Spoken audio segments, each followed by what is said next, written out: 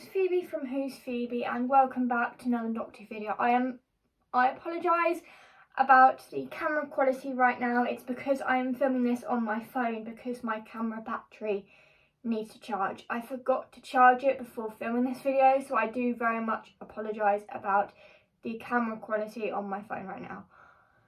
Although it might be slightly better today because I don't really have a lot of light to work with, so you never know. But so today, if you've never seen my face on your screens before, please hit that big red subscribe button down below and also click the notifications bell so you get notifications every single time I upload.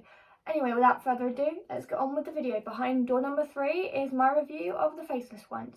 So, this story is a 6-part story, so it can get really boring because you have to watch 3 parts to be halfway, and then you watch the last 3 parts and then you're almost finished, and it gets really boring. And that's the problem, I think, with stories in the classic world of Doctor Who that are more than 4 parts long. I think mostly because the pacing can be out, and also because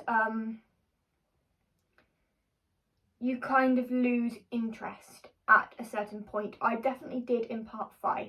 In part 5, I lost quite a bit of interest between the actual story and kind of what was meant to be happening. So it all takes place at Gatwick Airport, which I have been to. I have never actually known it was a location for a Doctor Who story, but now that I know that, I can't wait to go back. But yeah, so the Doctor kind of has to find out what's going on, but the TARDIS gets taken, and then there's questions about a passport, and the Doctor being a Time Lord, he doesn't have a passport, he travels freely, and Jamie doesn't have one, nor does Polly or Ben. That was good. I feel like indicating the fact the Doctor doesn't need a passport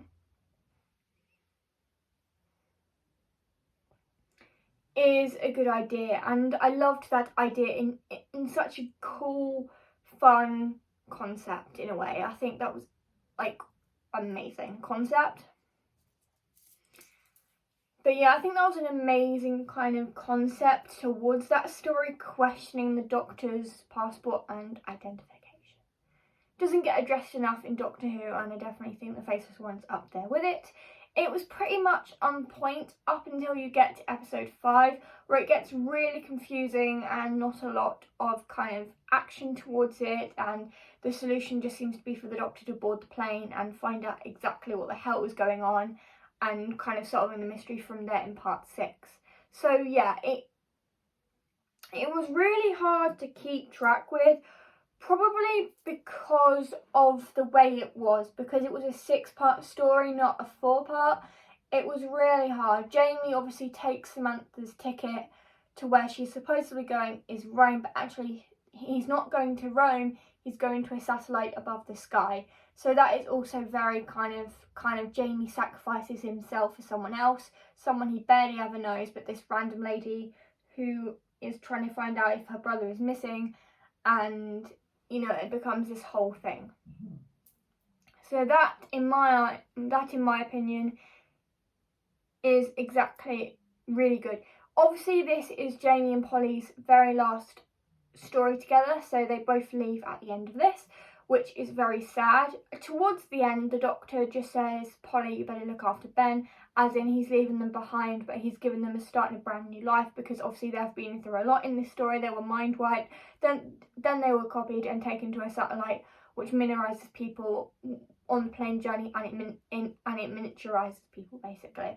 So yeah, there's a lot at stake in this story, and the Chameleons were a really good kind of place, but the fact that the story was animated, and you guys know how I feel about animated stories, and I'm going to make it clear again, I don't like animated Doctor Who stories, especially when they're in colour. To me personally, I mean, it would have been great if they managed to get the existing parts together and then just animated the rest into black and white animation so you could still enjoy it.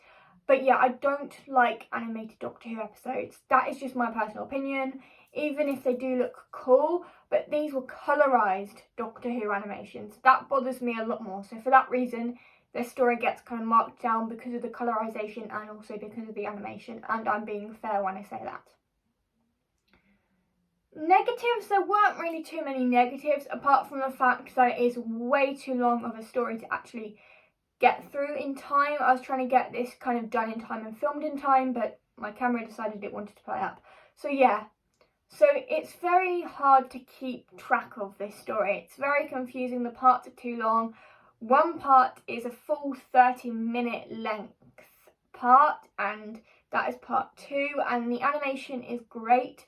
Animations of the second Doctor, Ben, Ben and Jamie are all amazing. I'm not devolving that. Well done to the people who did this. But this is just, for me personally, this story didn't give what I was after. I watched this 6-part story and I was expecting something more than just a bunch of people getting on a plane, going to a satellite, being miniaturized. You know, it's a pretty basic form. I mean, I get it, it's Doctor Who. So I just went along with it, and then when it got further to like the end, like kind of the Doctor's already figured out a solution on what he's going to do, it made no sense really towards the end of that, and it wasn't really expressed how the Doctor did it. I don't even know how he did it, which is why I was confused, because the second Doctor is a genius, and yes, he does do all of this amazing stuff, but it wasn't even expressed what he was going to do. Like, he just fixed the solution, managed to get people back to their normal size, and that's that. Done, and then go back down to Gatwick to find the TARDIS is missing, which is actually a really good kind of ending, because that sets up for the next story, Evil of the Daleks, which I will be reviewing for day number 4. But yeah, so it was really kind of odd and it was well paced within the middle of it, sort of part 3 to 4. It was really well paced and everything like that, and it was thoroughly enjoyable for someone like me. But personally, I don't think this is a story I will go back and rewatch again, just because I felt like it was too long of a story to keep track with. You get some amazing characters, and you get all of this happening at Gatwick Airport, so it all happens outside the TARDIS and at Gatwick. But personally, I think that it was such a long story that you kind of get bored halfway through, and you're kind of hoping for it to end. And I know that's how a lot of people feel about the long story.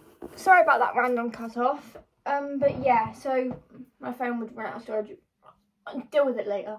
But yeah, I really did like this story to a point, but I just generally felt it wasn't as good as I thought it was going to be. So, all in all, I would give this story a 5 out of 10. But yeah, that is generally my opinion. Hope you enjoyed this video. Please give it a thumbs up if you did, and make sure you click that red subscribe button down below. And yeah, I'll see you guys tomorrow. And in the words of the 14th Doctor, Alonzi.